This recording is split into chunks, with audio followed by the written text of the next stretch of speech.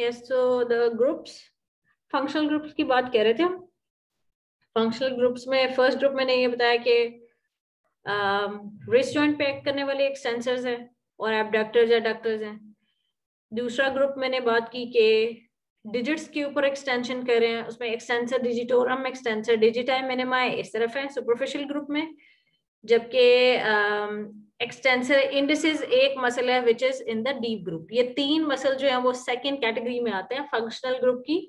The second category is के वो muscle which are going to extend the 4 fingers other than thumb. फिर third category is those muscle which are going to act on the thumb. Abductor pollicis longus, extensor pollicis brevis and extensor pollicis longus, ये तीनों muscle जो है ना ये third category में आते हैं, थर्ड फंक्शनल ग्रुप में। ठीक, ब्रेकियोरेडियालिस और जो सुपिनेटर है ये दोनों जो है ना वो डिफरेंट मसल्स हैं, इनका थोड़ा सा एक्शन भी डिफरेंट है, तो ये किसी फंक्शनल ग्रुप में अभी इनको कॉमन में प्लेस नहीं किया गया। So this is the grouping of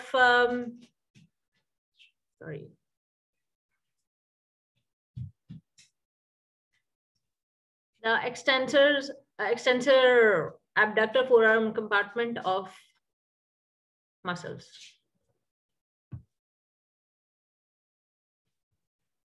Yeah.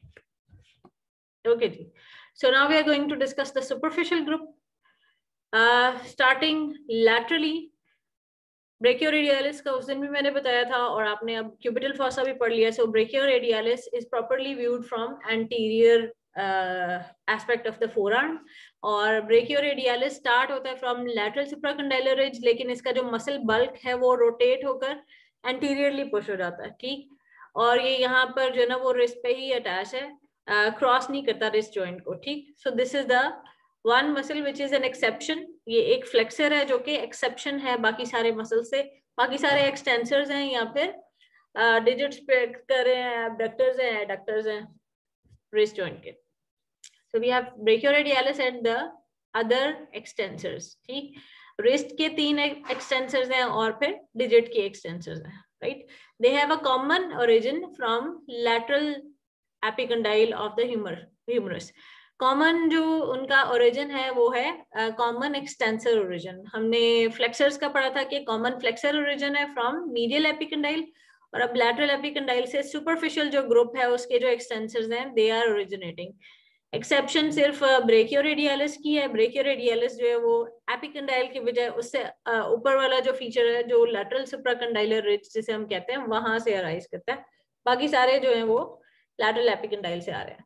So brachioradialis is originating from the upper 2/3 of lateral supracondylar ridge, यहाँ से।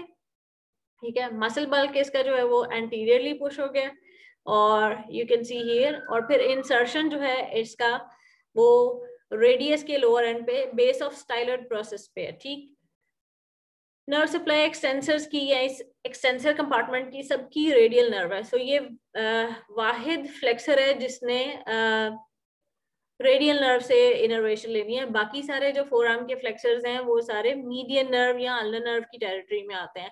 1.5 हमने पढ़ा था कि अल्नर नर्व है और बाकी सारे मीडियन नर्व से इनर्वेट होते हैं।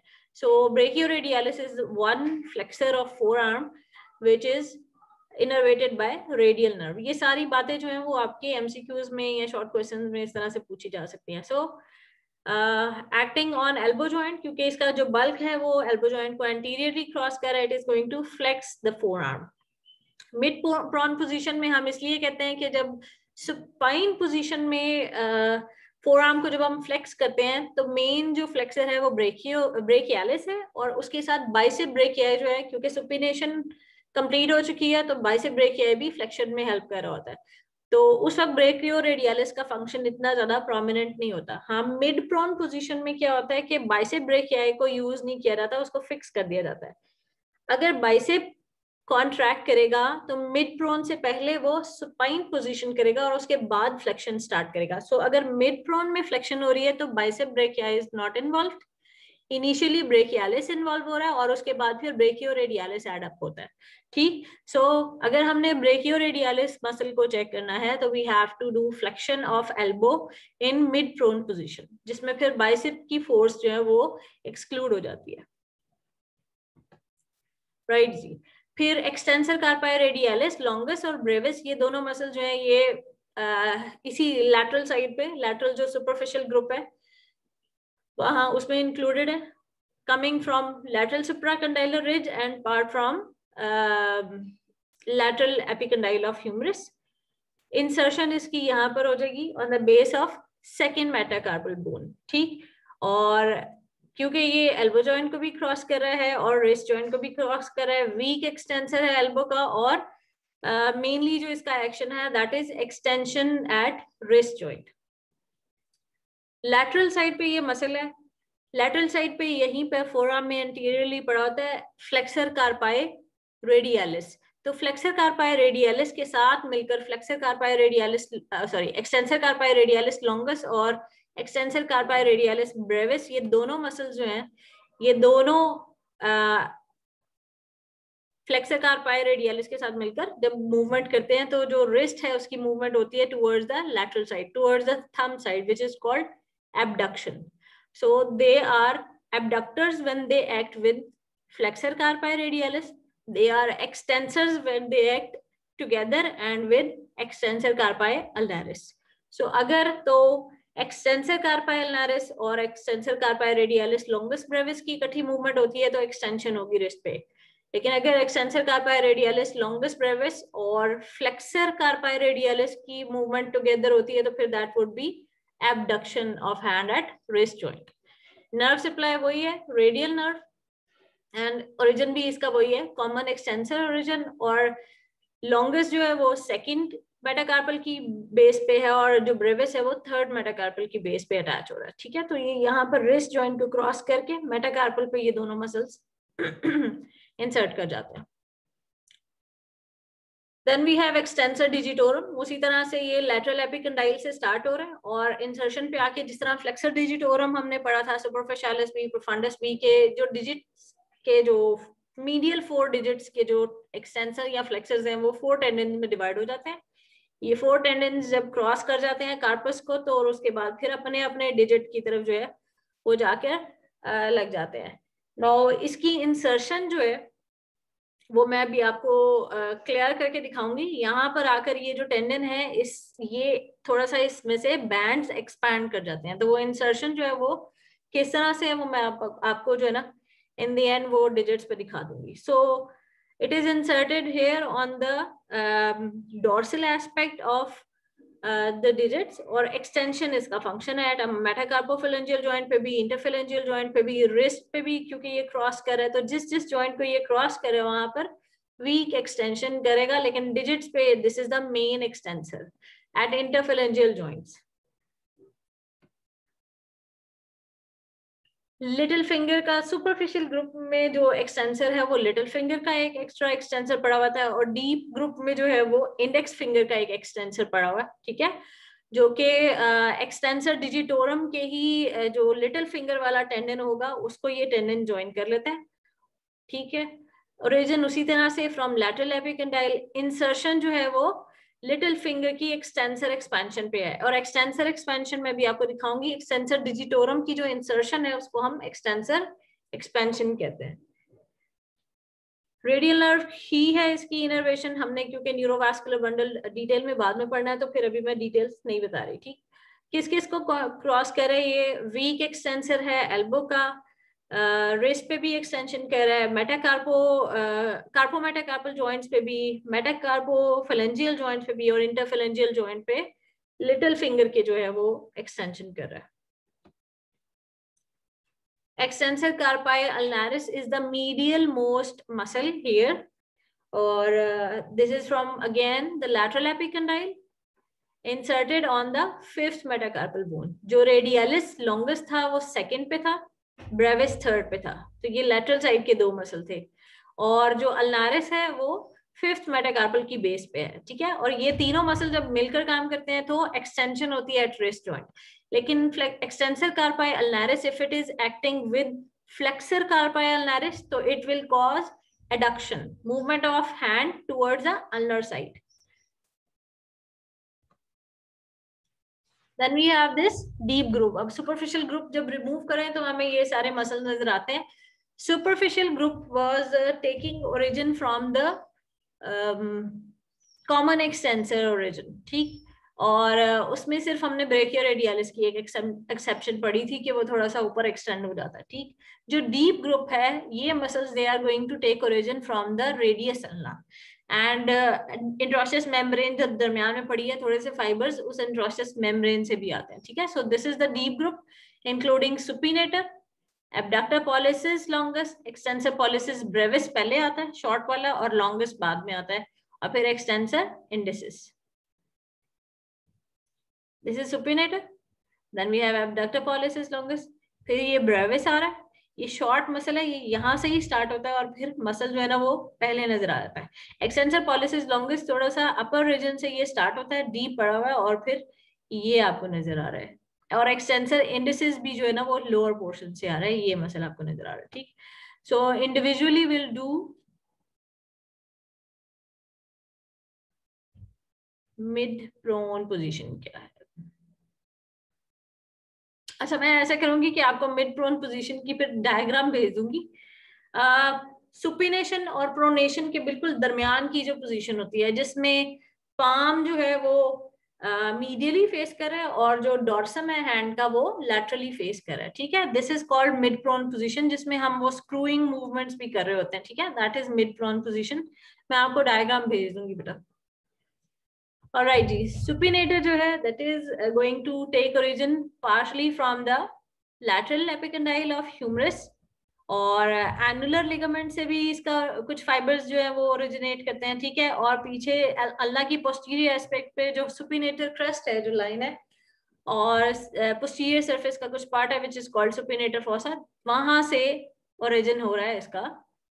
So it is originating from here. Fibers twist करते हैं and they are inserted onto the upper 1/3 of the lateral surface of the shaft. अब ये देखो कि posterior side से ये शुरू हुए, fiber twist करके यहाँ पे lateral side पे चले गए, ठीक. They are going to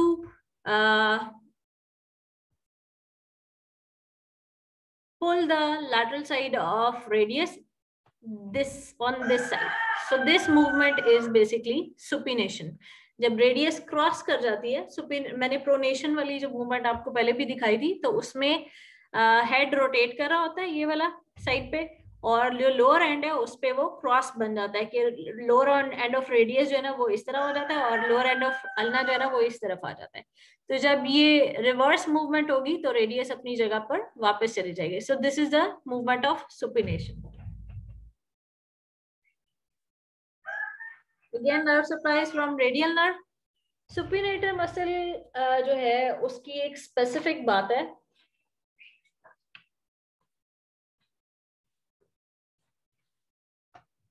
वो ये है कि जी supinator जो है that is making the floor of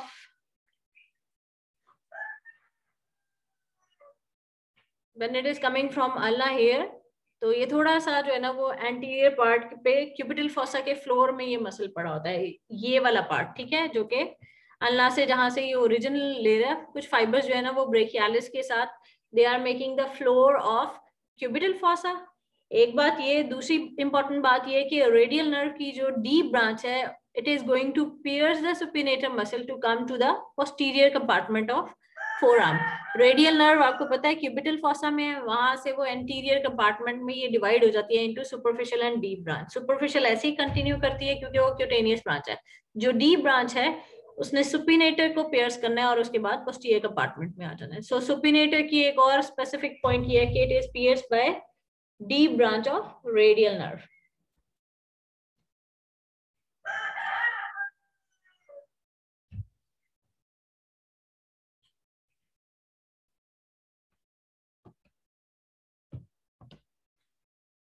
All right, then we have abductor pollicis longus. Starting from the posterior surface of radius and ulna, and in जो दरमियान में इंट्रोशियस मेम्ब्रेन का पार्ट है वहां से भी ये फाइबर स्टार्ट होंगे, एंड इट इज अटैच और inserted on the base of first metacarpal. Thumb की जो मेटाकार्पल है उसकी बेस पे ये अटैच होता है। एंड इसकी जो मूवमेंट है, it is weak extensor of wrist, it is weak abductor of wrist, but mainly it is abductor of thumb.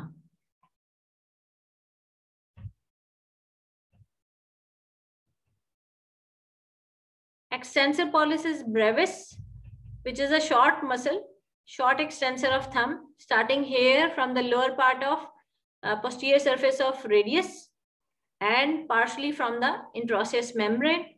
Tendon इसका जो है वो जाकर proximal phalanx of thumb जो है उसकी base पे लग जाता है, right? So this is the extensor.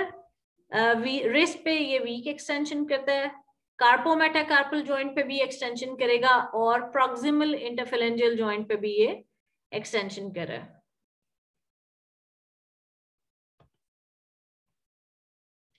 Then we have extensor pollicis longus.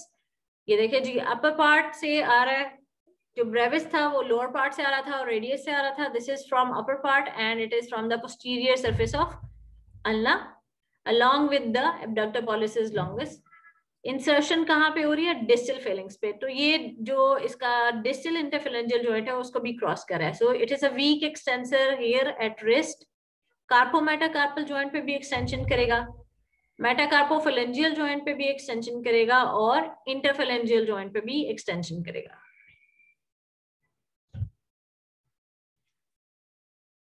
एक हमने कहा था डिजिट का जो एक्सटेंसर है वो डीप ग्रुप में पड़ा हुआ है, फंक्शनली ये उन्हीं के साथ शामिल है, लेकिन ओरिजिन इसका डीप है, ठीक है।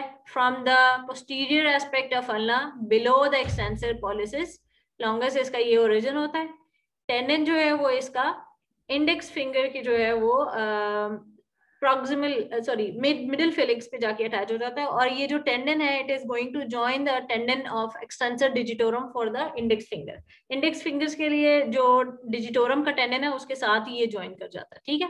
सो इनिशियली ये डीप है और बाद में ये टेंडन जो है ना वो डिजिटोरम के टेंडन के साथ ही शामिल हो जाता है, राइट।